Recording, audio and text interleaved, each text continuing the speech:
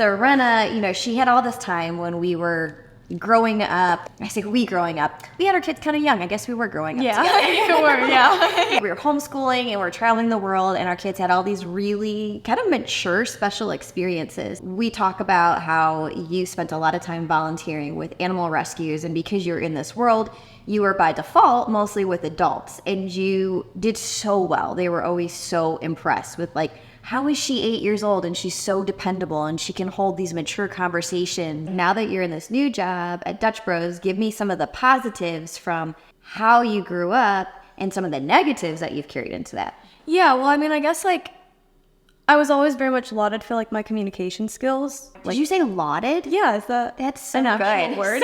Okay. That's where we feel Yeah. the pride. Like, my child just used the word lauded, and I don't even use that. It's definitely, like, what I get the most positive feedback for at my job is just, like, even at the beginning, like, I feel like they threw me on a lot of customer service because it was, like, that's where I was more dependable. And I was hired for that, too, because they were just very much impressed with, like, my communication skills during the interview. Right. I would also say that I was placed in fewer high-stress situations as a kid.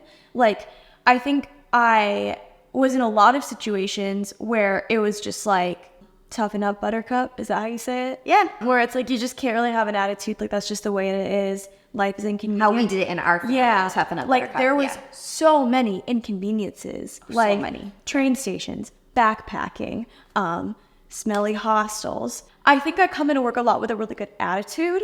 Yeah. But it's so hard for me to physically lock in, where it's like I don't freak out in a high pressure situation. So you were made to be strong in one sense, but then in some way you kind of still did live in a bubble because I did live in a bubble. yeah, it was a hard world when it's like traveling, and we like really did push you educationally. There's no question, academically. But then there weren't these experiences like you have in a school, perhaps, of people being disappointed in you or Exactly. kids giving you a hard time. And Like, so you were right, weak in negative that area. feedback. Negative And I was feedback. like, whoa. You know?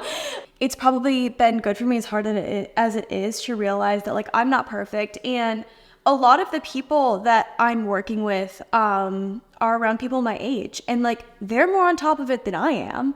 I just kind of had this idea that I was, like, basically a 21-year-old in a 16-year-old's body when I didn't have a fully round skill set. Yeah. I just didn't realize it yet.